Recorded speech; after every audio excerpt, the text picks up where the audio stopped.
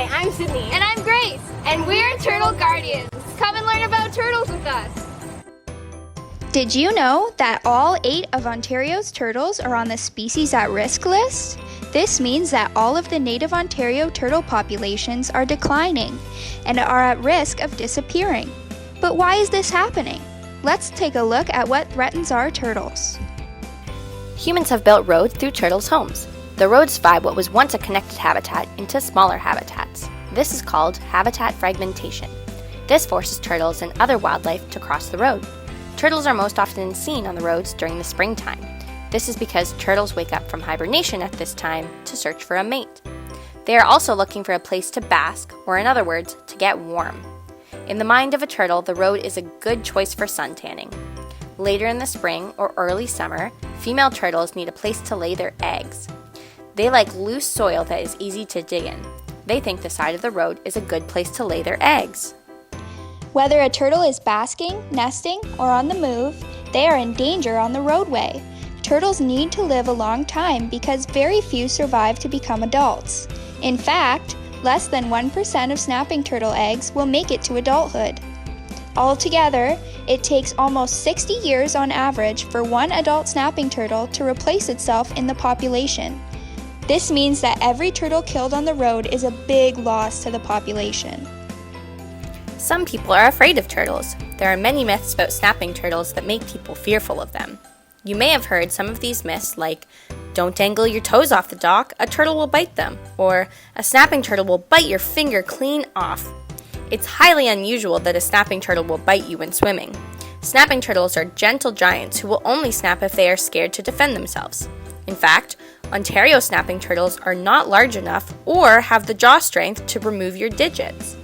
They feel most vulnerable on land because of their small bottom shell called a plastron, which inhibits them from going inside of their shell for protection. Because of fear, people may injure turtles on purpose. Some people intentionally hit turtles on the road. Others move them off of their property, like out from under a dock or out of a pond. This will harm a turtle's ability to survive because they map their home ranges in the first 3 years of their life in their mind. As they age, turtles lose the ability to create a new mental map. So if a turtle is moved out of their home range, they will not be able to find food or a good place to hibernate. It is illegal to keep any Ontario native turtle as a pet. Poachers take turtles out of the wild illegally and sell them to unknowing people as pets. These people often love turtles, but are unaware that this turtle may have been stolen from the wild. There are, however, many reptiles who have been displaced that need homes. If you want a pet turtle, consider adopting from a reliable organization such as Little Rescue. Sometimes people get turtles as pets without realizing how big they will get or how long they will live. These people release their turtles into the wild, thinking it's a good idea. Often these turtles are non-native to Ontario. In other words, they are invasive species. The most common invasive turtle species is the red-eared slider. It can be recognized by the red spots on the side of its head. These turtles do not belong in the wild in Ontario. They most likely won't survive the winter, and if they do, they will compete with native turtles for food and habitat. Non-native turtles also carry diseases that they pass on to our turtles. These diseases can kill off whole populations.